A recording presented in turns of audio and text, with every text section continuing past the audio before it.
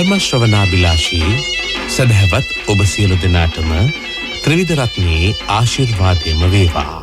උතුම් බුදුබණ පදයක් ශ්‍රවණය කරනවස් අදත් ලක්හඬ සිත නිවන බුදුබණ සුමధుර ධර්මානුශාසනාව සමගින් එකතු වන මොහොත.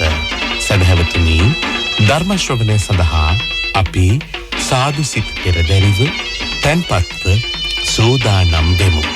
අද දවසේ මේ උතුම් ධර්මානුශාසනාව සඳහා දායකත්වයෙන් කටයුතු කරන්නට යෙදෙන්නේ ඇහැලියගොඩ කිරිපෝරුව ගුණරත්න වලව්වේ ලලනා ගුණරත්න විජේවර්ධන බණ්ඩාර ඇතුළු ගුණරත්න වලව්ව පවුලේ සියලුම දූ දරුවන් විසින් අද දවසේ ලක්හඬ සිත නිවන බුදුබණ සුමధుර ධර්මානුශාසනාව සඳහා අපි ඉතාමත්ම ගෞරවයෙන් ඇරයුම් කොට මේ ධර්ම මණ්ඩපයේ වෙත වැඩම කරපා ගන්නට යෙදුනේ හොරණ සීල සුවාරණ භික්ෂු ගිලන් මධ්‍යස්ථානයේ අනුශාසක ධූරන්දර අතිපූජ්‍ය ගලිගමුවේ ඥානදීප ස්වාමීන් වහන්සේ. අපේ හාමුදුරුවනේ, ඔබ වහන්සේව ඉතාමත්ම ගෞරවයෙන් පිළිගනිමින් සදහැ සිතින් ඇරයුම් කරනවා මේ සියලු දෙනා වෙනුවෙන් ලක්හඬ සිත නිවන බුදුබණ සුමధుර ධර්මානුශාසනාව පවත්වන හැටියට. අවසරයි අපේ හාමුදුරුවනේ. සාදු සාදු සාදු.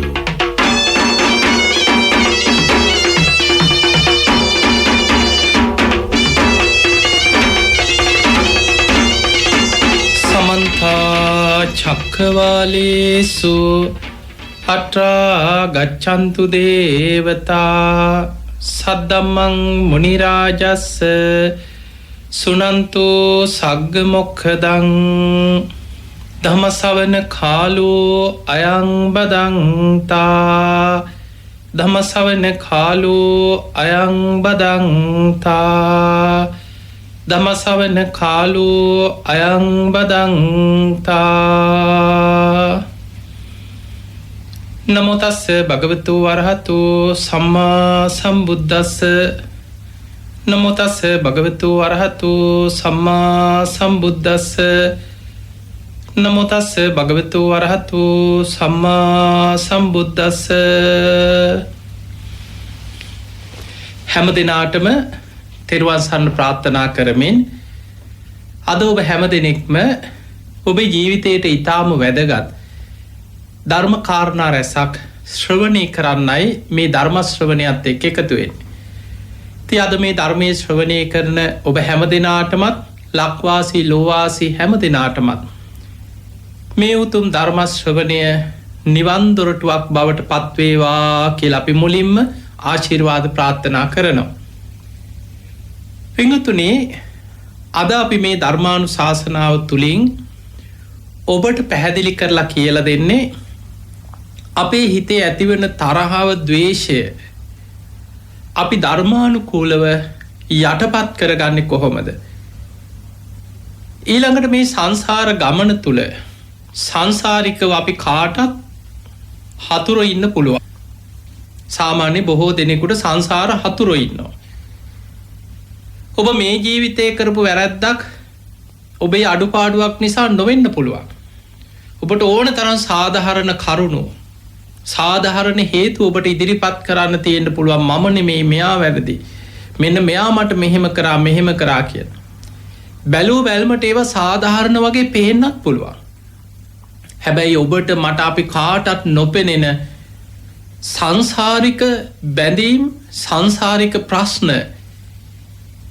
මේ තරහා, අමනාපකම්, වෛර, මේ පලිගැනීම් පසුපස සැඟවිලා තියෙන්නට පුළුවන්.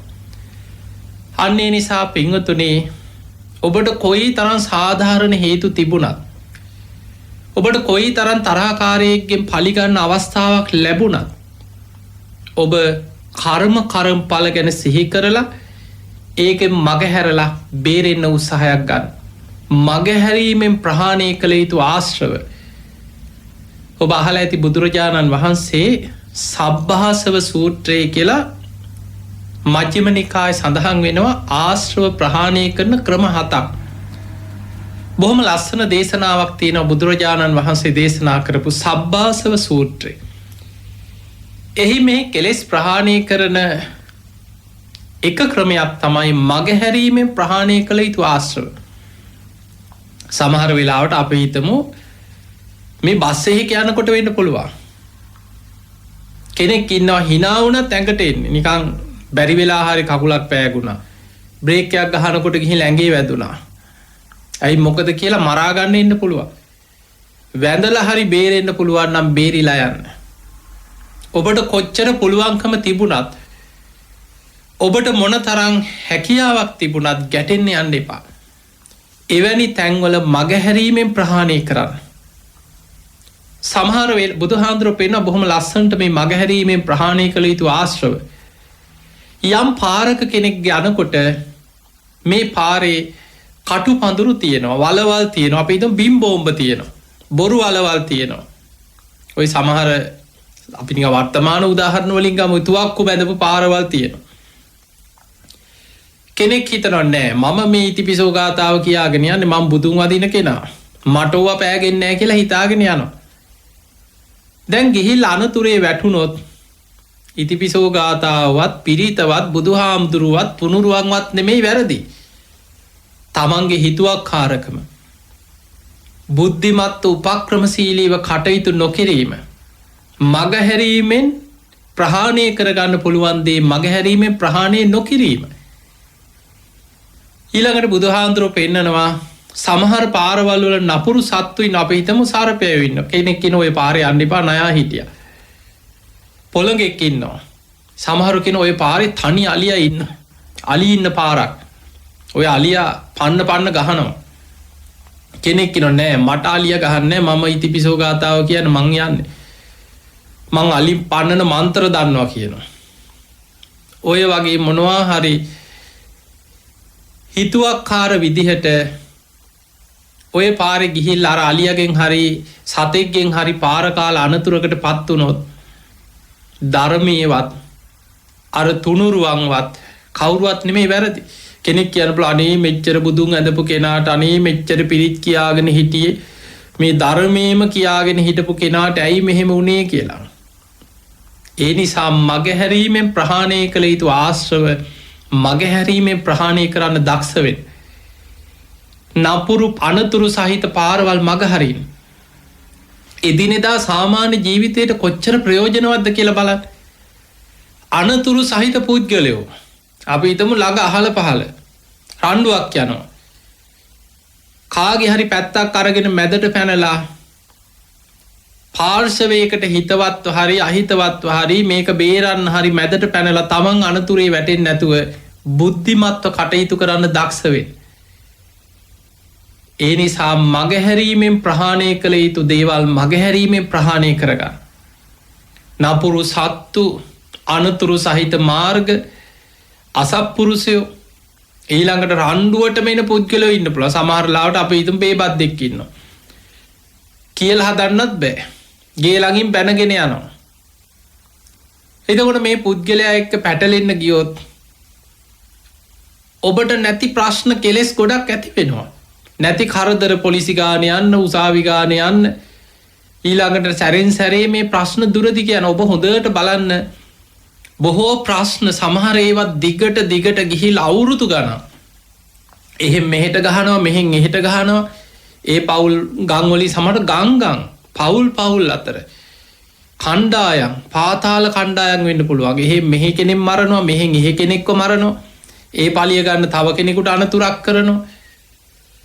ඔය වගේ මේ දුරදිග ගිය හැම ප්‍රශ්නිකම කෙලවර හොයාගෙන ආපස්සට ගියොත් පුංචි තැනකින් බේරගන්න පුළුවන් දෙයක් බුද්ධිමත්ව කටයුතු නොකිරීම තුළ බොහෝ දුරදිග ගිහිල්ලා තියෙන. පිංගතුනි සමහර ප්‍රශ්න ඒවා හරියට හොයාගෙන ගියොත් ප්‍රශ්නයක් නෙමෙයි. ඔබ අහලා ඇති අපේ බුදුරජාණන් වහන්සේ වැඩ සිටිය කාලේ ഘോഷිතාරාමේ භික්ෂුන් වහන්සේලා කණ්ඩායම් දෙකක් අතර යම් කිසි ගැටුමක් ඇති වුණා. ධර්මදර භික්ෂුන් වහන්සේලා පිරිසයි විනයදර භික්ෂුන් වහන්සේලා පිරිසයි ගැටුමක්. ඒ ගැටුම දුරදිග ගිහිල්ලා කොච්චර දුරට ගියාද කියන්නේ අවසානයේ භික්ෂූන් වහන්සේලා දෙපැත්තට බෙදිලා පාත්‍රවලින් ඉඳන් ගහගත්තා කියන. ඒ අයට හිතවත් දායකයෝ දෙපැත්තට බෙදුණා. දායකයෝ ගහගන්නවා. බැඩගන්නවා. අපිට නොපෙනෙන දේවල් ඒ අයට හිතයිශී අමනුස්්‍යයෝ ඒ අයට හිතයිශී දේවතාවරු පවා කණ්ඩායම් බෙදිලා ඒ අයත් ගැටුම් ඇති කරගත්තා කියෙන්. හැබැයි මේ දුරදිග ගිය මේ විශාල ප්‍රශ්නයේ ආපස්සට බැලුවෝත් තමන්ටම ලැජ්ජ හිතෙන ප්‍රශ්නය. මේක ධර්මයේ සඳහන් වෙන අපේ බුදුහාන්දුරුව පවා අවසානයේ සංඝයාගෙන් වෙන් වෙලා පාරිලෙය මහ වනේ වස්කාලෙ ගත කරා. දසවෙනි වස්කාලේ කිසිම කෙනෙක් නැතුව මහ වනාන්තරයට ගිහිල්ලා සංඝයාගෙන් වෙන් වෙලා වස්කාලයක්ම බුදුරජාණන් වහන්සේ ගත කරා මේ ඇතිවෙච්ච ප්‍රශ්නය නිසාම.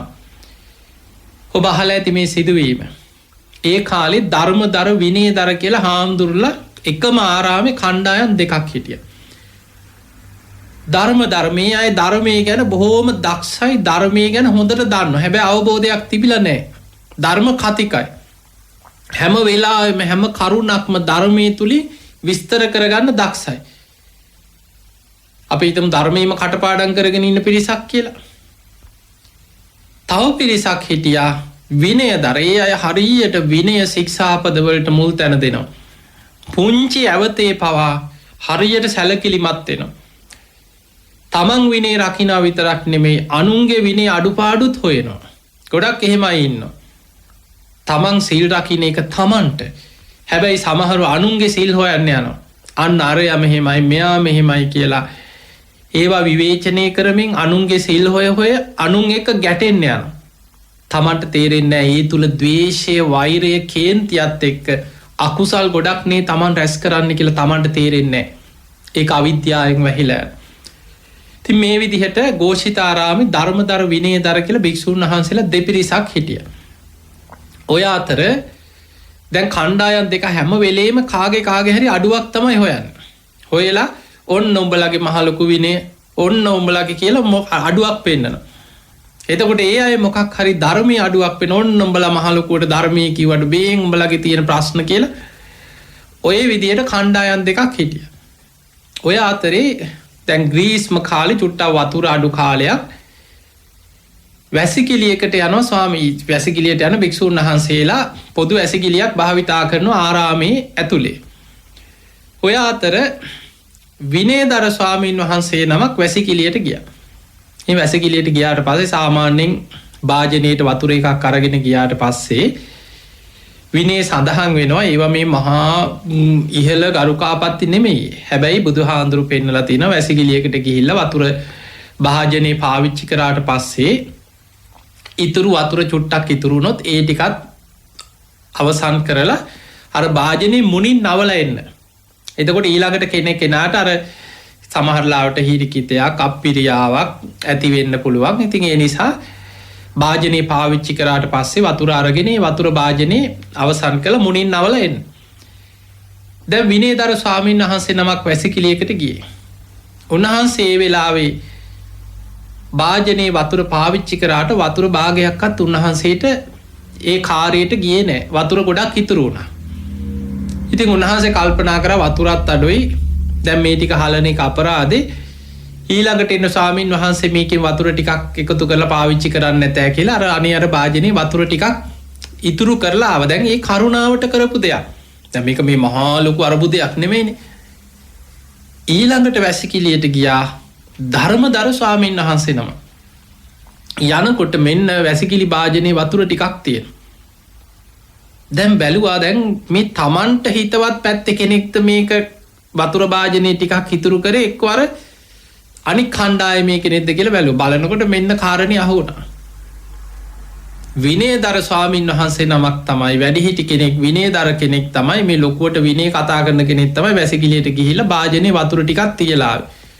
ඔන්න දැන් කාරණයක් හොයාගත්ත ගැටෙන්න. ඒ වෙලාවේ දැන් මේක ලොකුවට අරගෙන කට්ටියට අඬ ගහලා පෙන්නුවා මේ බලාපල්ලා කිව්වා. මේ භාජනයේ වතුර ටිකක් තියලා ගිහිල්ලා ඔන්න කතා කරොත් මහ ලොකුවට විනය ගැන තමයි කතා කරන්නේ. ඔන්න පේනව නේද? කොහොමද බුද්ධ දේශනාවේ බුදුහාමුදුරුවෝ විනය ගැන පෙන්නුවේ? ඔය භාජනයේ මුණින් නවල වතුර ටික අවසන් කරන්න කියලා නේද? ඔන්න දැන් ගැටුම හදාගත්ත. දැන් ඔය ගැටුම දෙපැත්තට වචන හෝමාරු වුණා, බැනගත්තා, වාද විවාද ගියා. ඔය සමහර වාද විවාද ධර්මයෙන් පටන් ගන්න. ඒ ධර්මයෙන් යන වාද විවාද අවසානයේ ධර්මයෙන් එහාට ගිහිල්ලා ඊට පස්සේ නපුරු වචනවලට බැන ගන්නවා, රණ්ඩු වෙනවා. ඊට පස්සේ ඒවට කණ්ඩායම් එකතු වෙනවා. හරි මේ අපි ඔබ වහන්සේගේ පැත්තේ, අපි ඔබ වහන්සේගේ පැත්තේ කියලා කට්ටිය එකතු වෙනවා. එකතු වෙලා දැන් දෙපැත්තට බෙදිලා දෙගොල්ලෝ අවසානයේ බැනගත්තා විතරක් නෙමෙයි පාත්තර වලින් ඉඳන් ගහගත්තා කියනවා. දැන් ගහ ගන්නකොට වෙන ආයුධත් නැහැනේ, අහුවෙන්නේ පාත්තර. පාත්තර වලින් ඉඳන් ගහගත්තා කියන. දැන් මේ ප්‍රශ්නේ දවසෙන් දෙකෙන් තුනෙන් අවසන් වෙන්නේ මේක දුර දිග යනවා. සාමාන්‍ය ස්වභාවය තමයි ඒ අයට හිතයිසී අය ඉන්නවා. මේ අපේ හාමුදුරු, මේ අපේ හාමුදුරු, මේ අපේ කට්ටිය, අපි මේ අපේ හාමුදුරු කියලා ඒ දායකයෝ දැන් ඒ අයගේ පැත්ත ගත්තා කියනවා. වෙනදා ഘോഷිතාරාමයට ඇවිල්ලා එකට දානි පූජා කරපු අය දැන් තම තමන්ට හිතවත් හාමුදුරුන්ගේ පැත්ත අරගෙන දැන් දායකයෝ දෙපැත්තට බෙදිලා ගමෙට රණ්ඩු. පාරේදී හම්බ වෙනවා උඹලගේ හාමුදුරුවෝ මෙහෙමයි, ඇයි උඹලගේ හාමුදුරුවෝ මෙහෙමනේ කියලා ඔන්න දැන් දෙගොල්ලෝ බැන ගන්නවා, පාරේ රණ්ඩු වෙනවා. දැන් මෙහෙම රණ්ඩු ගමේ දායකයෝ අතරත් ප්‍රශ්න. අවසානයේ මේකට තව හාමුදුරුවෝ මේ පිට ඉන්න අයත් එනවා, අපි එනවා ඔබ වහන්සේගේ සහායට, අපි එනවා කියලා දැන් කට්ටිය ඇවිල්ලා දැන් අවුල දුර දිග යනවා. ඔහොම අවුල දුර දිග යනකොට බුදුරජාණන් වහන්සේ මහා කරුණාවෙන් උන්වහන්සේ මේක දැක්කා. බුදුරජාණන් වහන්සේ වැඩම කරා. බුදුරජාණන් වහන්සේ වැඩම කරලේ මේ සංඝයා සමගි කරවන්න හිතාගෙන. එහෙම සංඝයා සමගි කරවන්න හිතාගෙන බුදුරජාණන් වහන්සේ වැඩම කරා. දැන් මේ ආරවුල භික්ෂූන් වහන්සේලාගේ මේ පටන් ගත්ත පුංචි ප්‍රශ්නේ අර වැසිකිලි භාජනයේ වතුර ටික දැන් මේක දුර දිග ගිහිල්ලා කරුණු එකතු වෙලා හාමුදුරුවෝ බෙදිලා කණ්ඩායම් දැන් බලවත් වෙලා දායකයෝ බෙදිලා ඒ අයට හිතයිසී දේවතාවරු අමනුෂ්‍ය අතර පවා ගැටුම් කියන අපිට නොපෙනෙන පැත්තක් කිය ධර්මයේ සඳහන් වෙන. අවසානයේ බුදුරජාණන් වහන්සේ මේ හැමෝම එකතු කරලා ධර්ම විනයෙන් අවවාද කරා මහණෙනි සමගි වෙන්න. බුදුරජාණන් වහන්සේ අවවාද කරලා කරුණු කියනකොට එක භික්ෂුවක් කියනවා ඔබ වහන්සේගේ පාඩුවේ ඔබ වහන්සේ වැඩ ඉන්න කියනවා. මේ ගැටුම නිසා අපි ප්‍රසිද්ධ වුණා කියනවා. එතකොට බලන්න මේ කාලේ මේ ගැටුමෙනුත් ගොඩ යන්න බලාගෙන ගැටුමෙන් ප්‍රසිද්ධ වෙන්න උත්සාහ කරන අයත් ඉඳලත් තියෙනවා. අපි මේ ප්‍රශ්නේ නිසා අපේ නංගොත් පවා මිනිස්සු දැනගත්තා කියනවා. ඒ නිසා ඔබ වහන්සේගේ පාඩුවේ ඔබ වහන්සේ ඉන්න අපි මේක තව මේ විදියට අරගෙන යන්නම් කියනවා. මේ කාටද? බුදුහාමුදුරන්ට. එතකොට බලන්න එදා එකල බුදුරජාණන් වහන්සේ සංඝයා සමගි කරන්න හදනකොට උන්වහන්සේටත් ඉසයි කතා කරපු භික්ෂූන් හිටියා. අවසානයේ බුදුරජාණන් වහන්සේ සංඝයා ගැන ඇතිවෙච්ච ඒ කලකිරීම තුළ බුදුරජාණන් වහන්සේ සංඝයාගෙන් වෙන් වෙලා තනියම වැඩ සිටින්න කල්පනා කරලා බුදුරජාණන් වහන්සේ එතනින් වැඩම කරා පාරිලෙය වනයේට. මහ වනාන්තරයක් මේ කැලේ ඇතුළට බුදුහාමුදුරුවෝ වැඩි ආනන්ද හාමුදුරට කිව්වා ආනන්ද කිසිම කෙනෙකුට මාව මුණ ගැහෙන්න මේ කාලය තුල මේ වස් කාලය තුල අවස්ථාව ලැබෙන්නේ නැහැ. බුදුරජාණන් වහන්සේ හුදකලාව කැලේ වැඩ ඉන්නවා කියලා බුදුරජාණන් වහන්සේ දැන් වැඩම කරා පාරිලෙය වනයේට.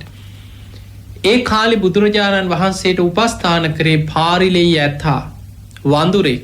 මේ සත්තු තමයි බුදුහාමුදුරන්ට උපස්ථාන කරන්නේ. පළතුරු කඩාගෙන ඇවිල්ලා පූජා කරනවා. අර ඇතා ගිහිල්ලා හොඬ වැලින් පැන් අරගෙන ඇවිල්ලා පූජා කරනවා. මේ විදිහට තිරිසංගත සතුන් වුණත් මේ බෝධිසත්ව ගතිගුණ ඇති මේ සත්වය බුදුරජාණන් වහන්සේට මහ වනාන්තරයේ කිසිම මිනිසෙක් නැතුව තථාගත බුදු කෙනෙකුට වස් මාස 3ම මේ සතුන් අප උපස්ථාන කරා. ඔය අතරේ දැන් අර භික්ෂුන් වහන්සේලාගේ ගැටුම දැන් දුර දිග යනවා. දැන් දායකයෝ බැලුවා අනේ බුදුරජාණන් වහන්සේ වැඩියා. අනේ තථාගත බුදුරජාණන් වහන්සේ වැඩියා. මෙන්න ආරංචි වුණා බුදුහාමුදුරන්ටත් මේක විසඳන්න බැරුව බුදුරජාණන් වහන්සේ කැලේට වැඩියා. බුදුහාමුදුරුවෝ කියන දේවත් මේ සංඝයා අහන්නේ. මිනිස්සු කල්පනා කරා මේක ඉවරයක් තියෙන්න එපා. දැන් මේ ගැටුම රණ්ඩුව යනවා. තථාගත බුදුරජාණන් වහන්සේ ධර්ම විනයෙන් අවවාද කරද්දී ඒකවත් පිළිගන්නේ නැහැ. හරි දානි දෙන්නේ නැහැ කියලා දානි දෙන එක නැවැත්තුව දායකයෝ. දැන් ඔක්කොටම වඩා බඩට පාර වදිනකොට දානි නැදැම් පින්ඩ පාති ගියාට මිනිස්සු දන් දෙන්නේ නැහැ. දානි නොදී හිටියා. එහෙනම් රණ්ඩු වෙවීම ඉන්න අපි දානි දෙන්නේ නැහැ කියලා දානි දෙන එක නැවැත්තුවා. දානි දෙන එක නතර වෙනකොට දැන් අර රණ්ඩුව සංසිඳුණා. දැන් සංඝයා දැන් සමගි වුණා. ඊට පස්සේ තමන්ට සිව්පසේ ටික නැති වෙනකොට අන්න සමගි වුණා. සමගි වෙලා දෙගොල්ලෝ සාකච්ඡා කරා. මිනිස්සු කිව්වා ඔහොම හරියන්නේ බුදුරජාණන් වහන්සේව ගිහිල්ලා සමාව අරගෙන බුදුරජාණන් වහන්සේව වඩම්මගෙන එන්න කිව්වා. තථාගතයන් වහන්සේ වඩම්මනකම් අපි දාන දෙන්නේ නැහැ කිව්වා. දැන් දෙගොල්ලෝ සමගි වෙලා ඒ වෙලේ ආනන්ද හාමුදුරන්ට කිව්වානේ ආනන්දයන් වහන්සේ බුදුරජාණන් වහන්සේ දකින්න අපි කැමති. අපි සියල්ලෝම සමගි වෙලා බුදුහාමුදුරන්ගෙන් සමාව ගන්නවා. බුදුරජාණන් වහන්සේ මුණ ගැහෙන්න අවස්ථාවක් ලබලා දෙන්න. වස් මාස 3 අවසන් වුණාට පස්සේ බුදුරජාණන් වහන්සේ මුණ ගැහිලා වන්දනා කරා. තථාගතයන් වහන්සේ මහා කාරුණිකයි. බුදුරජාණන් වහන්සේ වැඩම කරලා දහම් දෙසලා ඒ අය සමගි කරලා දායකයන්ට ධර්මයේ දේශනා කරලා මේ ප්‍රශ්නේ විසඳුණා. එතකොට අපිට පේනවා සමහර ප්‍රශ්න හටගන්න ආකාර මේ හැමෝම ධර්ම මාර්ගය යන අය. ධර්මයේ දියුණු කරගෙන විනය දියුණු කරගෙන බණ භාවනා කරගෙන නිවන් මාගේ යන අය. සමහර වෙලාවට පුංචි මොකක් හරි තැනකින් ප්‍රශ්නයක් එනකොට ඒ ප්‍රශ්නය තුල බුද්ධිමත්ව කල්පනා කරන්න බැරිවීම නිසා මේක මහා බරපතල දෙයක් හැටියට බලවත් වෙලා යනවා. ඒකට තව අය පැටලිලා මේක අවුල ගින්නක් වෙලා මහ විශාල ගිනි ජාලාවක් බවට පත් වෙලා යනවා. පින්වතුනි මෙවැනි ප්‍රශ්න දැන් බලන්න ගෙවල් වල නැද්ද කියලා. පෞල් ප්‍රශ්න දිහා බලන්න. දැන් මේ ප්‍රශ්න අපි කතා කරන සමාජයේ හැම පැත්තක්ම ගෙවල් වල තියෙන සමහර පොඩි දෙයක් මේ කතා කරලා විසඳ ගන්න පුළුවන් දෙයක්. එක්කෝ කතා කරපුවාම ගණන් ගත්තේ නෑ. මං hina වුණාම අහක බලාගත්තා. දැන් ඉස්සර වගේ නෙමෙයි. මං එනකොට අනිත් පැත්ත හැර. ඔන්න ඔය වගේ ප්‍රශ්න. සහෝදරයෝ අතර, අසල්වැසියෝ අතර, නෑදෑයෝ අතර, යාළු මිත්‍රයෝ අතර දැන් සමහරලාට ඔන්න කෝල් එකක් ගන්නවා. දෙතුන් පාරක් කතා කරන සමහරලාට ෆෝන් එක රින් යනවා. ෆෝන් එක ගත්තේ නෑ. එතනින් හිතන දැන් මේ ආමාත් එක තරහ වෙලා වෙන්නේ නැති. ඉස්සර නම් එහෙම නෙමෙයි. අපි එකපාර කතා කරපු ගමන් අපිට කතා කරනවා. දැන් අපි කතා කරත් ෆෝන් එකවත් ගන්නෙ නෑ. අන්න දැන් අමනාප පොඩි හිතේ ඇති වුණ අමනාපකම. ඒක අනවබෝධයක් නිසා සමහරලාවට යාට ලෙඩක් වෙන්න පුළුවන්. එක්ක ෆෝන් එක මොනවා හරි සයිලන්ට් කරලා තිබ්බා වෙන්න පුළුවන්. එක්ක ඇහුන්නේ නැහැ වෙන්න පුළුවන්. සමහර පොඩි දරුවෙක් අරගෙන ඔබ හිටියා වෙන්න පුළුවන්. නමුත් මේක ඇත්ත නැත්ත හොයන්නේ නැහැ. අර පුංචි සිදුවීමක් විශාල ඊට පස්සේ හිත ඊළඟට පාරේ හම්බුණත් අහක බලා ගන්නවා. අපි මොකටද කතා කරන්නේ? මං කෝල් කරක් ගත්තේ නැහැ. ඔන්න ඔය වගේ දිගට ප්‍රශ්න ගිහිල්ලා ආරවුල් අමනාපයි. සමහර අය තරහ වෙලා ඉන්න අවුරුදු ගණන්. ඇයි තරහ වුනේ? දන්නේ නැහැ කියනවා.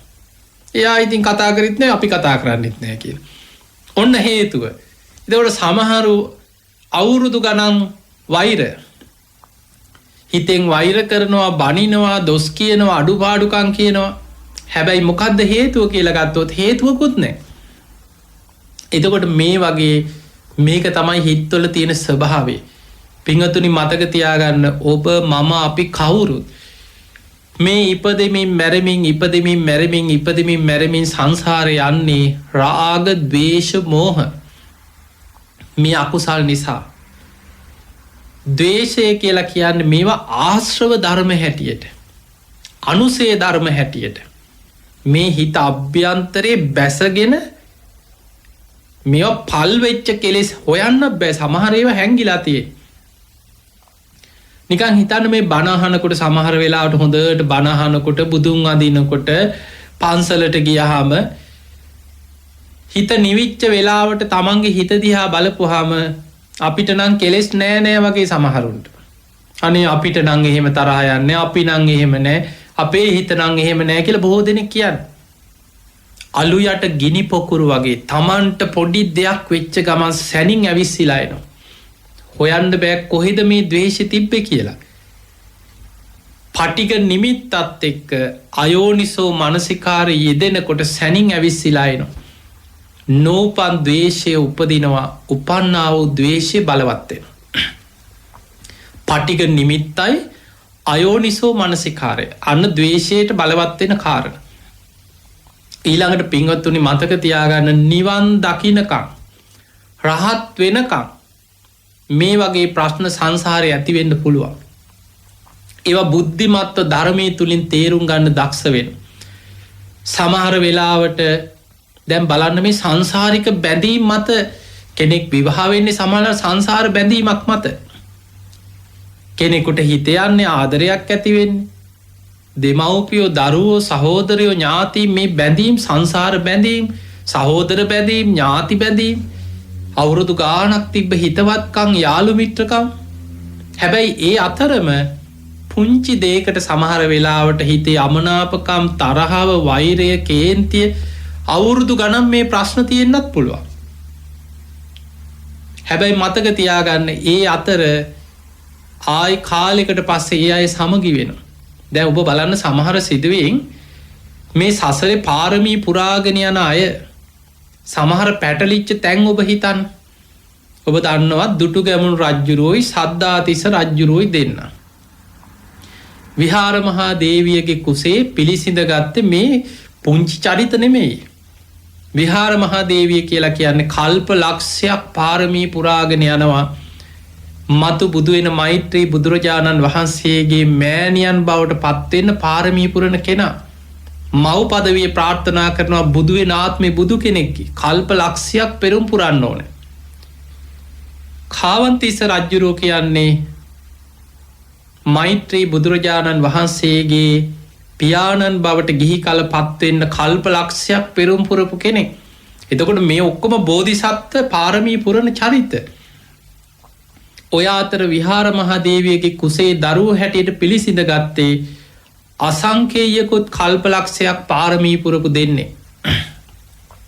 පිංගතුනේ අග්‍රශ්‍රාවකයන් වහන්සේ නමක් බවට පත්වෙන්න අපි දන්නවා අපේ බුද්ධ ශාසනයේ සාරිපුත්ත මොග්ගල්ලාන කියන මහරහතන් වහන්සේලා මේ අග්‍රශ්‍රාවකයන් වහන්සේලා ඒකා සංකේය කල්පලක්ෂයක් පාරමී පිරුවා. අසංකේයකුත් කල්පලක්ෂයක් පාරමී පිරුවා අගසව් තනතුරක් ලබන්. ඒ වගේ හැම බුද්ධ ශාසනයකම අග්‍රශ්‍රාවක තනතුරක් ලබන්න නම් මහා කල්ප අසංකේයකුත් තවත් කල්ප ලක්ෂයක් පාරමී පුරන්නට ඕනේ. එතකොට ඒ විදියට පාරමී පුරලපලා මේ කල්පේම ඊළඟ බුදු හාමුදුරුවන්ගේ අගසව් වෙන්න පාරමී පිරිච්ච දෙන්න. එතකොට තව පොඩ්ඩයි සම්පූර්ණ කරගන්න තියෙන්නේ.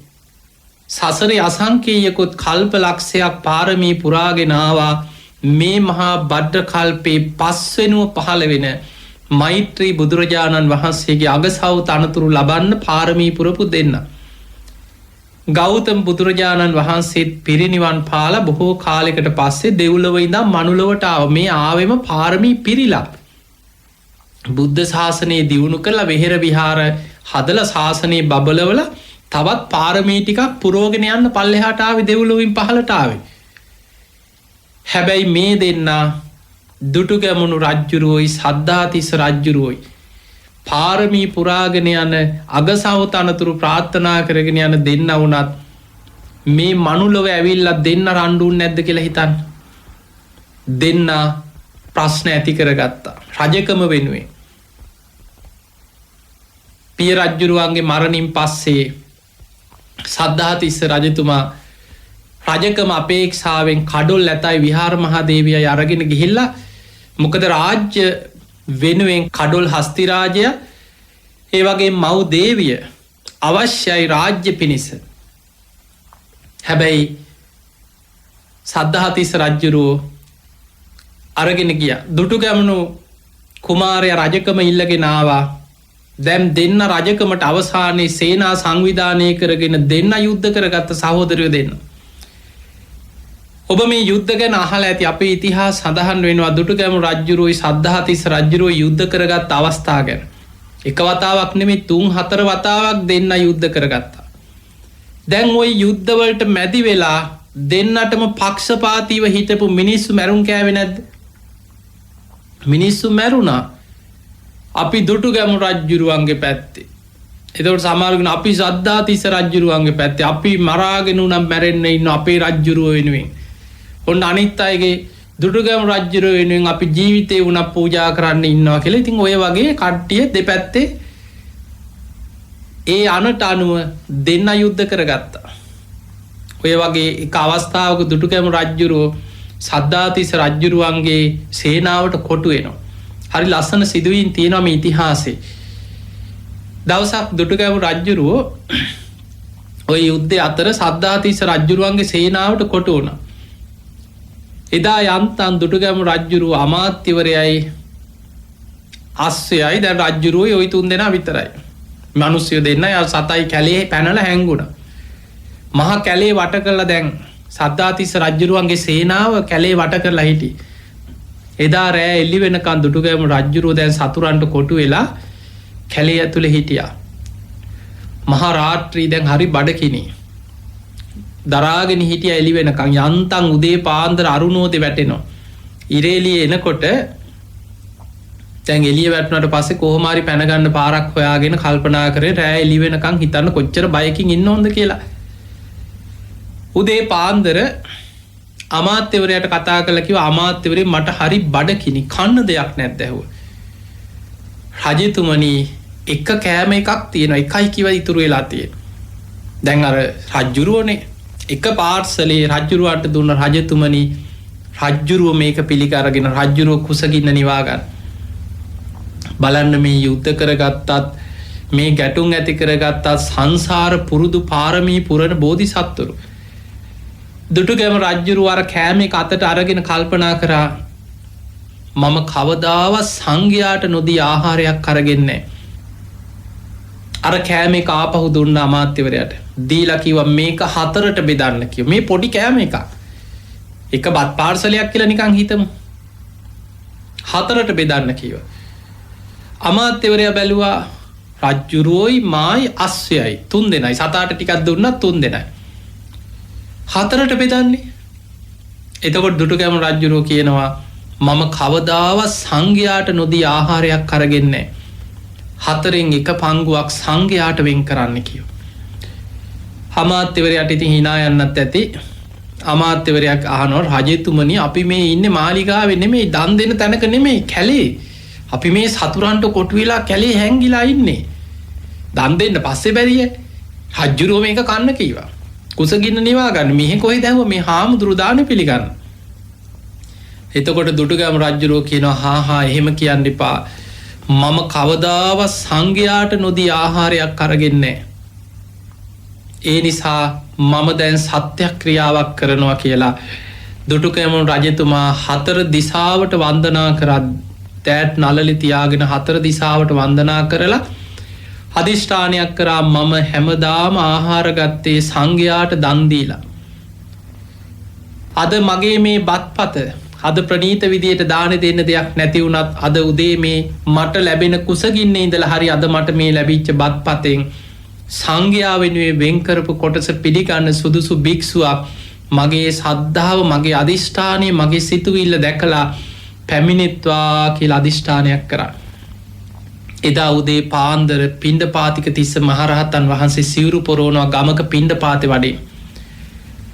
දුටුගැමුණු රජ්ජුරුවන්ගේ අධිෂ්ඨානය අරමුණු වුණා. සිවුරු පොරවගෙන පාත්තරේ අරගෙන අහසින්ම රජ්ජුරුව ළඟට අහසින්ම වැඩියා. පාත්තරේ අරගෙන අහසේ පළගක් බැඳගෙන රජ්ජුරුව ඉදිරියේ පෙනී හිටියා. රජතුමාට පුදුම සතුටක්. සංඝයාට වෙන් කරපු කොටස පාත්තරයට පූජා කරා. රජ්ජුරුවන්ගේ හිතට නිකන් මදි වගේ අර 4න් පංගුවක්. අනේ මේ ටික උන්වහන්සේට මොනවට මේ කටත් දෙකක් වළඳලා හරියනවද? කමක් නැහැ. වේලක් දෙකක් බඩකින් ඉඳලා මැරෙනවා කමක් නැහැ කියලා රජ්ජුරුව හිත හදාගෙන තමන්ගේ බත්පතම පූජා කරා. තමන්ගේ කොටසත් පාත්තරයට පූජා කරා. අර මහරහතන් වහන්සේ මේ දාන ටික පිළිගත්තේ මතක තියාගන්න දුටුගැමුණු රජ්ජුරුවන්ට මෙන්න මේ දානේ මරණ මංචකේ බලවත් වෙනවා ආසන්න කුසලයක් හැටියට උන්වහන්සේ දිවසින් දැක්කා. නැත්නම් කෙනෙකුට හිතෙයි අච්චර බඩකින්න හිටපු රජ්ජුරුවන්ගේ බත්පත පිළිගන්න මේ අහසින් ආයෙ මොකටද ගමක පිණ්ඩපාත කරන්නේ නැතුව කියලා. ඔහොම හිතන මිනිස්සු ඉන්නවනේ. හැම දෙයකම වැරැද්දක් දකින්න කොටසක් ඉන්නවා. අර මහරහතන් වහන්සේ මේ බත්පත පිළි අරගෙන රජතුමාගේ හිත පහදවන්න අහසින්ම වැඩිය. රජ්ජුරුව සාදුකාර දිදී වැඳගෙන බලාගෙන හිටිය. හැබැයි උන්වහන්සේ වැඩම කරේ රජතුමා ගැන කරුණාවේ. ඒ බත්පත තවත් ගල්ලෙනක හිටපු රහතන් වහන්සේලා කීප නමකට දානෙ වළඳද්දි කොටස කට හරි ටික ටික පූජා කරා. මේ රජතුමා පූජා කරපු දානෙ ඔබ වහන්සේලා පිළිගන්න. උන්වහන්සේ ටිකක් වැළඳුවා. පිණ්ඩපාතික තිස්ස මහරහතන් වහන්සේ වළඳලා පාත්තරේ හොදගෙන ගමක පිණ්ඩපාතේ වැඩිය. පාත්තරේ පිරෙන්නම පිණ්ඩපාතේ කරා.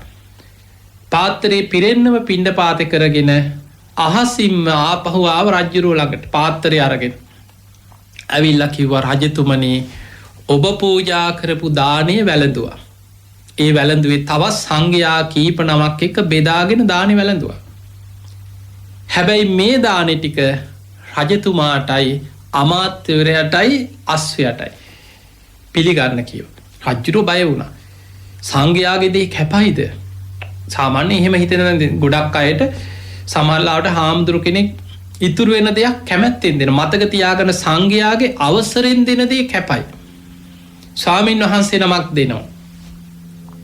පන්සලේ දානේ වළඳලා අවසන් වුණාට පස්සේ හරි ඉතුරු වෙච්ච දෙයක් කාට හරි එන්න කියලා පන්සලේ දෙයක් හාමුදුරුවෝ දෙනවා. එක්ක හාමුදුරන්ගේ අවසරෙන් කෙනෙකුට කියලා දෙනවා. අසරණ කෙනෙකුට හරි බඩකින්න ඉන්න කෙනෙකුට දෙනවා. එතකොට කෙනෙකුට හිතෙන්න පුළුවන් අම්මෝ මේ සංඝයාගේ දේවල් මේ සංහාම් පන්සලෙන් කන එක හොඳ නෑ. මතක තියාගන්න හොරා කන එක තමයි භයානක. සංඝයාගේ අවසරෙන් දෙන දේ කැපයි. ඒක සංඝයාගේ අවසරෙන් ලැබෙන්න ඕනේ. ඒ අරන්න පන්සලේ හරි ශාසනික හරි සංඝයාට අයිති දෙයක් හොරා කෑවොත් හොර හිතෙන් අන්න විපාක භයානකයි. ඒක විපාක බොහොම දරුණුයි. අර මහරහතන් වහන්සේ කියනවා රජතුමනි සංඝයාගේ අවසරෙන් ලැබෙන දේ කැපයි. රජ්ජුරුව මේක පිළිගන්න. පිළි අරගෙන කුස පිරෙනකං ආහාර ගන්න කිව්වා. උන්වහන්සේ අසල වැඩ හිටිය. රජ්ජුරුව අර පාත්‍රයේ තිබිච්ච පිණ්ඩපාතේ දාන ටික රජ්ජුරුව අමාත්‍යවරයයි අස්වැයටත් කොටසක් දීලා කුස පිරෙන්නම දානෙ වැළඳුවා. දැන් රජ්ජුරුව ආහාර ගත්තේ අර පිණ්ඩපාතේ දාන ටික. අරගෙන ඉවර වෙලා පාත්තරෙත් හොදලා අතට අරගෙන රජ්ජුරුව කල්පනා කරා මම කවදාවත් හිස් පාත්‍රයක් සංඝයාගේ අතට දීලා නැහැ. මාලිගාවේ ඉන්නකොට මගේ අතට පාත්‍රයක් ලැබුණොත් දානෙ පුරවලා මම බොහොම ප්‍රණීත විදියට දානෙ පුරවලා පූජා කරේ. අද මං පිණ්ඩපාතේ කරගෙන ආපු දානෙ ටික මං ආහාර අරගෙන මගේ අතින් හිස් පාත්‍රයක්නේ මං සංඝයාට දෙන්න කියලා හිතුවා. එහෙම හිතලා කරේ දාගෙන ඉන්නවා කහපාට රන්නූලෙන් වියපු වටිනා සලුව. මේ සලුව නමලා පාත්තරය ඇතුළෙන් තියලා පූජා කරා. මේ සලුවත් සංඝයාටම පූජා වේවා කියලා සලුව පාත්තරය ඇතුළෙන් තියලා පූජා කරා. හිස් පාත්‍රයක් පූජා කරන්න බෑ කියලා රජ්ජුරුවන්ට ඇතිවෙච්ච චේතනාවත් එක්ක මේ මහරහතන් වහන්සේ සලුව පිළිගත්තා.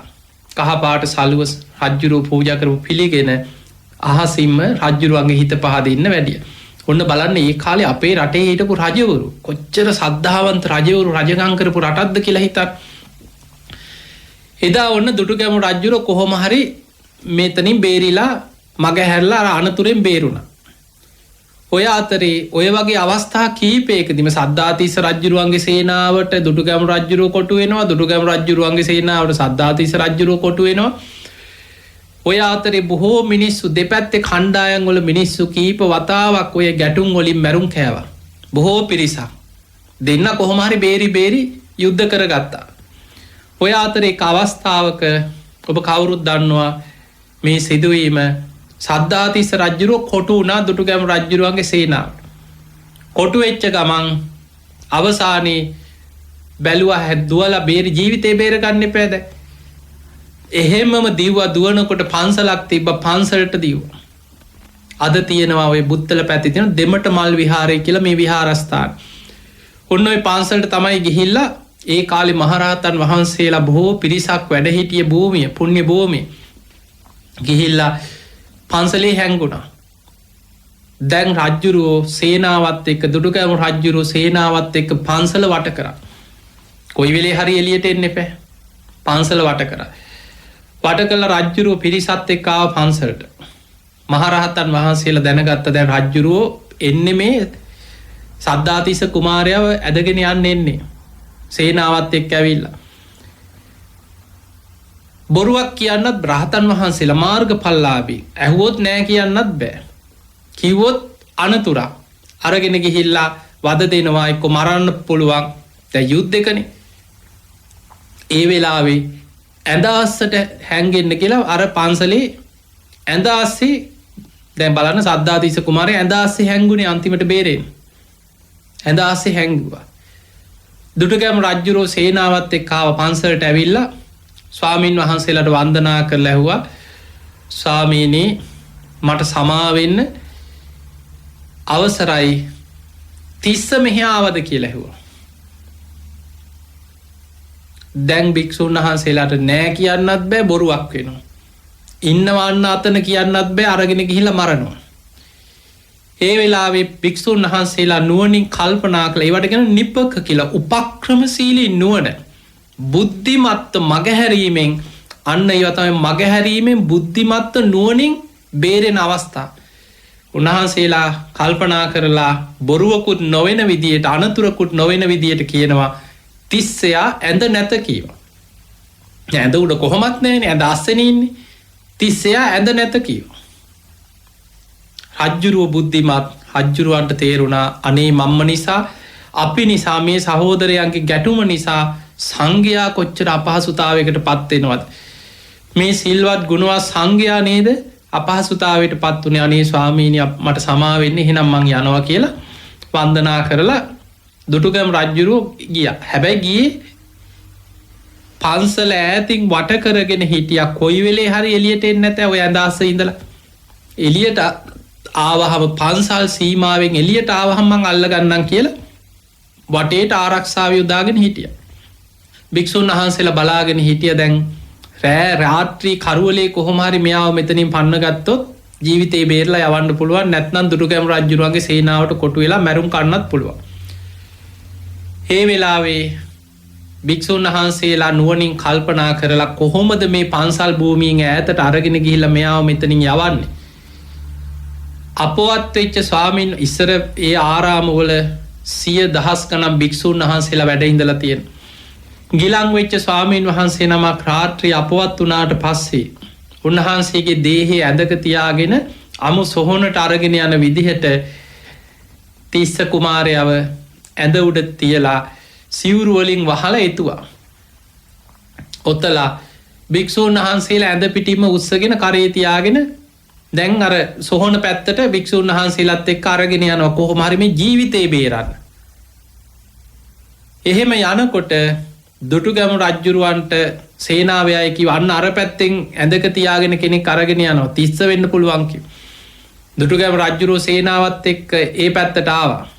භික්ෂුන් වහන්සේලා ඇඳ උඩ කර තියාගෙන තිස්ස කුමාරයා සිවුරු වලින් වහලා අරගෙන යනවා. ඒ යනකොට එක පැත්තකින් ඇඟිල්ලක් පාදේ කොටසක් අර සිවුරෙන් එළියට ඇවිල්ලා දුටුගැමුණු රජ්ජුරුව අඳුනගත්තා. හැබැයි මේ මොන ගැටුමක් තිබුණත් සංඝයාට ගරු කරනවා, බුද්ධ ශාසනයට ගරු කරනවා. සංඝයා අපහසුතාවයට පත් කරන්න කැමති නැහැ. ඒ වෙලාවේ අඳුනගත්ත මේ තිස්ස කුමාරයව තමයි මේ භික්ෂුන් වහන්සේලා කර තියාගෙන මෙතනින් එක්කන් යන්නේ. ඒ වෙලාවේ දුටුගැමුණු රජ්ජුරුවෝ තිස්ස කුමාරයාට ඇහෙන්න කියනවා, මලනුවනි, සංඝයාගේ කරපිටින් යන නිසා අද උඹ බේරුණා කියලා හිතාගන්න කියනවා. අද බේරුණේ වෙන දෙයක් නිසා නෙමෙයි, සංඝයාගේ කරපිටින් යන නිසා බේරුණා. නමුත් මේක හොඳට මතක තියාගන්න. නුඹේ ජීවිතේ බේරුවේ මේ කුල දෙටුවන්, මේ බුද්ධ ශාසනය තුළ මේ ආර්ය මහා ශ්‍රාවක සංඝයා තමයි නුඹ බේරුවේ. මේක හොඳට මතක තියාගෙන මුළු ජීවිත කාලෙම සංඝයා වෙනුවෙන් ශාසනය වෙනුවෙන් උපකාර කරපන් කියලා දුටුගැමුණු රජ්ජුරුව සේනාවත් එක්ක ඒ වෙලාවේ යන් කියලා ආපහු හැරිලා ගියා. ඔය විදියට අවස්ථා ගානක් දෙන්න යුද්ධ කරගෙන අවසානයේ මහරහතන් වහන්සේලා මැදිහත් වෙලා මේ සහෝදරයෝ දෙන්නගේ මේ ආරවුල සංසිඳෙව්. දෙන්න සමගි කෙරෙව්. අවසානයේ දෙන්න සමගි වුණා. දැන් හිතන්න මේ මරාගත්තේ කවුද? මෛත්‍රී බුද්ධ ශාසනයේ අග්‍රශ්‍රාවක තනතුරු ප්‍රාර්ථනා කරගෙන අසංකේයකුත් කල්ප ලක්ෂයක් පාරමී පුරාගෙන යන දෙන්නෙක් මේ. මනුස්ස ලෝකෙට ආවේ පාරමී පුරන්න. වෙහෙර විහාර හදලා මහා සෑයවල් හදලා ශාසනයේ බබලවල පින් කරන්න ආවේ. කෙලෙස් සහිතව යන ගමනේ රහත් වෙනකම්ම කෙලෙස් ප්‍රහාණය කරන තෙක්ම මේ ගැටුම් කියන ඒවා ඕන වෙලාවක ඇති වෙන්න පුළුවන්. අවසානයේ දුටුගැමුණු රජුරෝ රාජ අභිෂේක ලැබුවා. දෙන්න සමගියෙන් රජකම් කරා. රුවන්වැලි මහා සෑය, මිරිස වැටිය, ලෝවා මහපාය මහා සෑයවල් හැදුවා. දුටුගැමුණු රජතුමාගෙන් පස්සේ රුවන්වැලි මහා සෑය කටයුතු අවසන් කරේ සද්ධාතිස්ස රජතුමා. තමන් මරණාසන්න වෙලාවේ දිගාමඩුල්ලේ හිටපු තිස්ස කුමාරයක් හැඳවල රාජ්‍ය පැවරුවා.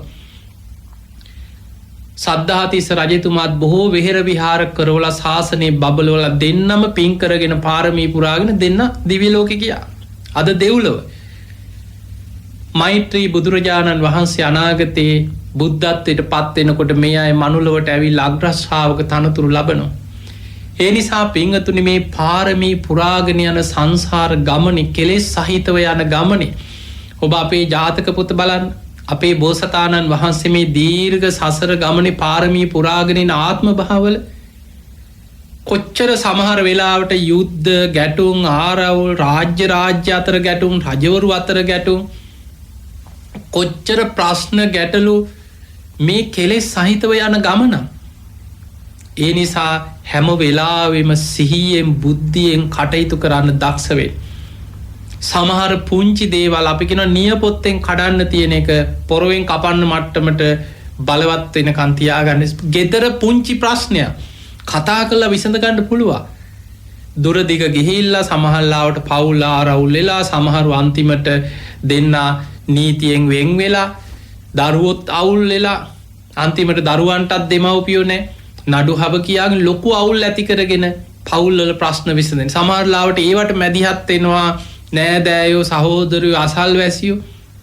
මේ පවුල් ප්‍රශ්නය නිසාම දෙගොල්ලෝ මරා ගන්නවා අවසාන. රණ්ඩු ගුටි බැට ප්‍රශ්න ආරවුල්. දැන් ඔබ මේ කියපු කාරණේම බලන්න මේ සමාජයේ හැම තැනකටම ගලපලා දේශපාලන වශයෙන් ගත්තත් පවුලක් ඇතුලේ ගත්තත් රස්සාවක් කරන තැන ගත්තත් සමාජයේ යම් තැන්වල ගත්තත් ඉස්කෝලයක් ඇතුලේ ගත්තත් හැම තැනකම ගැටුම් ආරවුල් ප්‍රශ්න මේ හැම දෙයකටම මුල බුද්ධිමත්ව කටයුතු නොකිරීම. ඒ නිසා මගහැරීමෙන් ප්‍රහාණය කළ යුතු දේවල් මගහරින්. බුද්ධිමත්ව නුවණින් සලකා ප්‍රහාණය කළ යුතු දේවල් නුවණින් සලකන. ඉවසීමෙන් මගහැරීමෙන් ප්‍රහාණය කළ යුතු දේවල් ඒවා ඉවසීමෙන් මගහැරීමෙන් විසඳ ගන්න දක්ෂ වෙන්න. අන්න එතකොට තමයි බුද්ධිමත්ව මේ ගමන යාගන්න පුළුවන්. ඔබ සමහර වෙලාවට ඔබේ තරහකාරය හතුරා කියලා හිතන කෙනාගෙන් ඔබට පලිගන්න අවස්ථාවක් ලැබෙන්න පුළුවන්. ඒ වෙලාවේ ඉවසීමෙන් මගහරින්. අන්න එතනයි ඔබ ජය ගන්න. ඔබ පලිගත්තා කියලා ඔබ ජය ගන්නෑ. මතක තියාගන්න ඔබ ඔබේ කාගෙන් හරි තරහකාරයෙක්ගෙන් පලිගත්තා කියලා එතනින් අවසන් වෙන්නේ ඒක සංසාර වෛරයක් වෙනවා. ඒක සසරට දිගට ඊට පස්සේ ඉපදෙමින් මැරෙමින් දිගට යනවා. ඔබ අහලා ඇතිනේ අර කාලි යක්ෂණිගේ කතාව. ආත්ම 500ක සංසාර වෛරයක්. පැටව කනවා එක්ක යා කිකිලියක් වෙනවා අනිත් කෙනා කොටි දෙනක් වෙනවා කොටි දෙන ඊට පස්සේ කිකිලිගේ පැටව කනවා කිකිලි මුව දෙනක් වෙනවා. ඔය වගේ දිගට ආත්ම 500ක සංසාර වෛරයක් හැටියට සසරේ ගියා. කාලි යක්ෂණිගේ කතාව ධම්මපදයේ තියෙනවා. එතකොට අපිට පේනවා මේ පුංචි ප්‍රශ්න දුරදිග යාම තුළ තරහව පොඩි අමනාපකම් කේන්තිය ඊළඟට වෛරය බද්ධ වෛරය සංසාර වෛර බවට පත් වෙනවා. අන්න ඒ නිසා බුද්ධිමත් වෙන්න මේකට තියෙන එකම ඖෂධය තමයි ඉවසීම මෛත්‍රිය. බුදුරජාණන් වහන්සේ පෙන්වේ මෙත්තා භාවේ තබ්බා ව්‍යාපාදස්ස පහනයි මෛත්‍රියම වඩන් මෛත්‍රිය තමයි ව්‍යාපාදී නැති කරන්න තියෙන හොඳම ඖෂධය. ඉතින් එහෙමනම් පින්වතුනි අපි දන්නවා අද අපේ රට දිහා ගත්තාම හැම තැනම ඇවිස්සීලා තියෙන. දවස ගානේ උද්ඝෝෂණ, පෙළපාලි, රණ්ඩු, ආරවුල් හැම ශේෂ්ත්‍රයක්ම බලන්න අවුලෙන් අවුලටපත් වෙලා. මිනිස්සු ද්වේෂයෙන් වෛරයෙන් පුදුම විදිහට ජීවත් වෙන්නේ. පාරක ගියත් කේන්තියේ.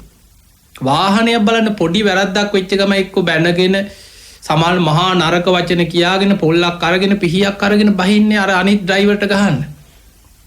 වාහනයක් මොකක් හරි පාරේ හැප්පුණොත් එක්ක වාහනේ කුඩු කරන්න ඩ්‍රයිවර්ට ගහන්න. නීති අතට අරගෙන මිනිස්සු කොච්චරනම් ද්වේෂයෙන් වෛරයෙන් සමාජෙ කටයුතු කරනවද? හැම තැනක්ම හැම ශේෂ්ත්‍රයක්ම ද්වේෂය නිසා නොමග ගිහිල්ලා පිරිහිලා. අන්නේ නිසා හිත රැක ගන්න මෛත්‍රිය වඩන්න. ඉතින් ඔබ හැම දෙනාටම මෛත්‍රිය දියුණු කරගෙන හිත රැකගෙන මේ හිතේ ඇතිවෙන ද්වේෂය, වෛරය, කේන්ති යටපත් කරගෙන උතුම් වූ ධර්මයේම දියුණු කරගන්න වාසනාව ලැබේවා ලැබේවා ලැබේවා කියලා අපි ආශිර්වාද ප්‍රාර්ථනා කරනවා. ආකාසට්ඨා චුම්මට්ඨා දේවා නාග මහිද්దికා පුඤ්ඤන්තං අනුමෝදිත්වා චිරන් රක්ඛන්තු ලෝක සාසනං. ආකාසට්ඨා චුම්මට්ඨා දේවා නාග මහිද්దికා පුඤ්ඤන්තං අනුමෝදිත්වා චිරන් රක්ඛන්තු දේශනං. ආකාසට්ඨා චුම්මට්ඨා දේවා නාග මහිද්దికා පුඤ්ඤන්තං අනුමෝදිත්වා චිරන් රක්ඛන්තු ත්වං සදා. හැම දිනාටම සම්මා සම්බුදු සරණයි.